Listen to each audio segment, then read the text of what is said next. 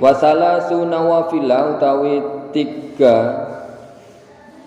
Wasalasu nawafila utawi telu pira-pira salat sunnah muakkadatun yang sangat disunahkan wa yurtabi'atin selain yang mengikuti lil faraidi kedua salat fardu. Nah, selain salat sunnah rawatib ada tiga salat sunnah lagi yang sangat disunahkan. Ahaduha utawi salah sijine salah sunawafil, salah satu dari tiga salat sunnah tadi iku sholatul laili, salat malam. Salat malam. Yang pertama salat malam, tapi di sini disebutkan salat malam. Salat malam itu tidak mesti salat tahajud saja, tapi banyak salat malam yang bisa kita lakukan, salat sunnah mutlak, salat hajat, termasuk juga salat tahajud, salat tasbih dan lain sebagainya. Nah, itu salat malam banyak macamnya, tapi terutama salat tahajud. Wan naflu utawi salat sunnah al mutlaqu kang mutlak fil laili ing dalam malam hari iku afdhalu luwih utama. Salat sunnah di malam hari itu lebih utama minan nafli tinimbang salat sunnah al mutlaqu kang mutlak fin nahari ing dalam siang hari. Kita salat sunnah di malam hari itu lebih utama. Kenapa? Karena ketika malam hari itu kondisi hening, tenang, kita melakukan sholat itu bisa lebih tenang, lebih khusyuk daripada siang hari. Wan naflu utawi sholat sunnah wasatul lail yang dalam tengah wengi iku afdalu luwe utama. Summa akhiruhu utawi akhire malam iku afdalu luwe utama. Nah, wahada utawi iki pendapat liman kedue wong qasama kang membagi sapa wong al-laila ing malam hari salasan ing telu. Jadi ada ulama yang membagi malam itu menjadi tiga, sepertiga awal, sepertiga kedua dan sepertiga akhir. Nah, di sini disebutkan bahwa di sepertiga malam yang terakhir itu adalah yang lebih utama. Yang lebih utama itu sepertiga malam terakhir. Yang utama lagi, maksudnya yang derajat kedua sepertiga yang tengah-tengah, sepertiga yang awal yaitu yang terakhir. Secara derajat keutamaannya itu seperti itu. Jadi yang terakhir itu lebih utama, yang tengah-tengah ya utama nomor 2, yang sepertiga yang awal ya utama juga tapi ya yang tingkat 3. Jadi sholat malam ini harus sangat disunahkan untuk kita laksanakan. Sampai dalam ayat itu disebutkan wa minal laili fatahajjad bihi nafilatal lak, sebagai tambahan amal ibadah kita. Wa minal laili dalam sebagian malam fatahajjad, maka bertahajudlah. Ya, ada yang bertanya bagaimana sholat tahajud kalau misalnya kita tidak tidur dulu, kita belum tidur kemudian sholat tahajud bagaimana? Ya, namanya sholat tahajud itu sholat yang dilakukan setelah kita bangun dari tidur. Nah, istilahnya orang tahajud itu kan bangun dari tidur. Setelah orang itu setelah orang itu istirahat, melakukan sesuatu yang enak, kita tidur kan enak ya, kita mengenak-enakkan diri dengan tidur, kemudian kita dipaksa untuk bangun, nah itu kan tahajat, dari kata tahajat.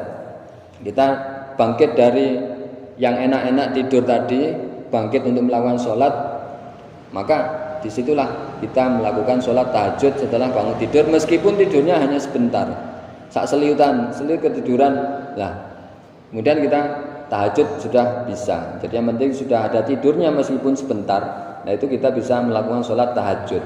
Kalau misalnya malam hari kita tidak tidur, kemudian apa sholat sunnah yang bisa kita lakukan? Ya banyak. Ya, nah istilahnya di sini adalah sholat malam atau qiyamul lail. Qiyamul lail itu menghidupkan malam hari dengan melakukan ibadah-ibadah sholat, ya termasuk sholat sunnah, tidak mesti tahajud. Tapi kalau tahajud ya harus kita lakukan setelah kita bangun tidur. Kalau tidak tidur ya kita sholat sunnah yang lainnya, ya bisa sholat hajat, sholat sunnah mutlak, sholat tasbih dan lain sebagainya. Nah itu termasuk salah satu dari sholat tahajud, sholat lail, sholat malam. Nah, jadi Kalau tidak bisa sholat tahajud ya kita sholat malam. Kita melakukan sholat malam ya setelah sholat isya. Kita sholat ba'diyah isya ya itu sudah bisa kita dikatakan kita sholat malam, sholat lail karena sudah malam hari. Jadi sholat malam itu ya mulai dari sholat isya sampai terbitnya fajar. Nah kita berangkat ke masjid sebelum adzan ketika masih tarhim itu ya, misalnya masih tarhim, pokoknya sebelum adzan itu kita masih bisa melakukan sholat tahajud, sholat malam. Nah maka jangan sampai terlewat, kita bangun jangan ngepres dengan waktu subuh. Misalnya sebelum subuh kita sudah bangun ya kita paling tidak 2 rakaat lah, 2 rakaat tahajud kita lakukan. Karena dalam tahajud itu dikatakan dalam lanjutan ayat tadi, wa minal laili fatahajjad bihi nafilatan lak asa ayyab'atsaka rabbuka maqaman mahmuda. Jadi diantara keutamaan dari kita melakukan sholat tahajud yang pertama tadi paling tidak ada 4. Yang pertama kita ayyab'atsaka rabbuka maqaman mahmuda. Kita ditempatkan Allah di tempat yang terpuji. Ketika kita melakukan dalam karir kita ditempatkan dalam posisi atau di suatu jabatan, lah itu kita ditempatkan di posisi yang terpuji. Maksudnya memang ada makomun, ada makomam mahmuda. Kalau kita ditempatkan di makom itu kan artinya tempat. Makom itu artinya tempat, ya kita diposisikan misalnya sebagai apa gitu. Ketika ya bisa jadi orang lain yang memandang kita atau teman kita memandang orang itu kok kenapa orang itu yang ditempatkan di posisi itu, ada orang lain yang tidak suka. Tapi kalau kita ditempatkan di tempat yang terpuji, kita ditempatkan di makom mahmudah yang ditempatkan oleh Allah di tempat yang terpuji, maka orang lain yang memandang kita itu akan ya mesti orang itu yang karena sudah bisa memahami, jadi orang lain itu akan memandang kita ya dengan positive thinking. Karena memang pantas orang itu yang menjabat karena ya memang sudah berkualitas dan lain sebagainya. Jadi tidak ada orang yang iri yang memandang kita dengan sebelah mata, itu tidak ada. Karena kita ditempatkan di tempat yang terpuji oleh Allah, ditempatkan oleh Allah di tempat yang terpuji, maqamah mahmudah. Kemudian waqur rabbi adkhilni mudkhala sidqin. Ketika kita melakukan tugas kita, karir kita bekerja, itu akan selalu dibimbing oleh Allah dengan petunjuknya. Kita akan selalu dibimbing oleh Allah. Kalau kita melakukan suatu pekerjaan dengan bimbingan Allah, tentu pekerjaan yang kita lakukan akan ya terarah dengan baik.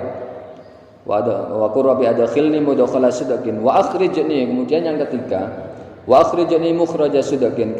Ketika kita mendapatkan suatu permasalahan, mendapatkan suatu problem, maka di situ Allah akan membantu kita untuk menyelesaikan permasalahan dengan baik. Nah, mukhraja sidqin, jalan keluar yang terbaik. Wa akhrijni mukhraja sidqin waj'alni min ladunka sultanan nasira. Dan yang terakhir yang keempat, waj'alni min ladunka sultanan nasira. Ketika ada orang lain yang akan berbuat jahat kepada kita, atau ada orang lain yang berbuat jahat kepada kita, Allah akan membalasnya sendiri. Jadi jangan bukan kita yang membalas, tapi Allah sendiri yang membalas kepada orang itu. Dan ini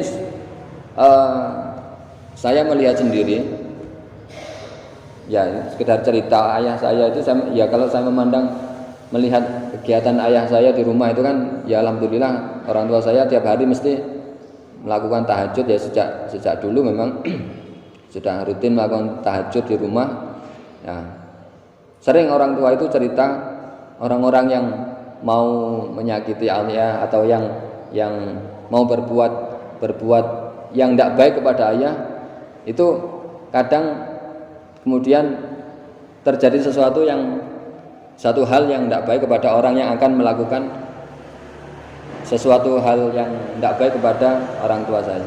Nah itu sering terjadi. Orang tua saya sendiri yang sering cerita itu, kadang cerita itu dulu mau jegal atau mau apa, berbuat yang tidak baik, ya akhirnya kena batunya sendiri. Nah itu jadi Allah yang membalas, bukan kita yang membalas dengan kita kemudian berbuat jelek kepada orang itu, tidak, tapi Allah sendiri yang membalas. Entah orang itu nanti ada kesulitan apanya, kesulitan hidupnya, atau kesulitan mencari uang atau yang lainnya, pokoknya Allah sendirilah yang membalas. Jadi kalau kita yang membalas tentu akan menjadi permusuhan. Tapi kalau Allah sendiri yang membalas dengan jalannya Allah, dengan caranya Allah, lah tentu di situ tidak akan ada permusuhan di antara orang tersebut. Nah, maka disinilah salah satu di antara keutamaan atau hikmah kita melakukan sholat tahajud. Kita akan selalu dibimbing Allah, dan orang-orang yang akan mencelakai kita, berbuat baik kepada kita akan dibalas oleh Allah sendiri dengan caranya Allah sendiri. Tentu Allah yang lebih tahu. Kemudian wasani utawi yang nomor loro iku sholatud duha, sholat duha. Wa aqalluha utawi paling sedhithike salat duha iku rakaatani, ada 2 rakaat. Wa aktsaruha utawi paling akeh salat duha iku isnata asyrota, 12 rakaat. Paling banyak salat duha 12 rakaat. Paling sedikit 2 rakaat, paling banyak 12 rakaat. Wa waqtuha utawi waktune salat duha iku min irtifa'i syamsi, saking terangkatnya matahari sudah mulai meninggi, ila zawaliha, sampai lengsernya matahari, sampai waktu duhur, sampai masuk waktu duhur itu kita bisa melakukan sholat duha. Jam 11 misalnya, baru ingat belum sholat duha, ya jam 11 sholat duha tidak apa-apa, karena belum masuk waktu duhur. Kita sholat duha jam 11 tidak apa-apa. Wasalisu utawi yang nomor 3 iku salatu tarawih, salat tarawih. Wahia utawi salat tarawih iku 20 apane rakaate bi asyri taslimatin, dengan 10 salam. Nah, ini salat tarawih 20 rakaat dengan 10 salam. Ini 3 salat sunnah yang sangat disunahkan untuk kita lakukan di luar selain salat sunnah rawatib. Wallahu a'lam bishawab. Insyaallah kita lanjutkan di pertemuan yang akan datang. Mudah-mudahan kita semuanya diberikan ma'unah, diberikan hidayah, kemampuan oleh Allah untuk melakukan sholat-sholat sunnah selain dari sholat-sholat wajib yang telah diwajibkan kepada kita. Mudah-mudahan bermanfaat. Kita akhiri dengan membaca hamdalah dan doa. Alhamdulillahirabbil alamin. Rabbi fa'fa'na bi barakatihim wahdinal husna bi hurmatihim wa amidna fi tariqatihim wa mu'afatihim minal fitani. Rabbi fa'fa'na bi barakatihim wahdinal husna bi hurmatihim wa amidna fi tariqatihim wa mu'afatihim minal fitani. Rabbi fa'fa'na bi barakatihim wahdinal husna bi hurmatihim wa amidna fi tariqatihim wa mu'afatihim minal fitani. Bismillahirrahmanirrahim.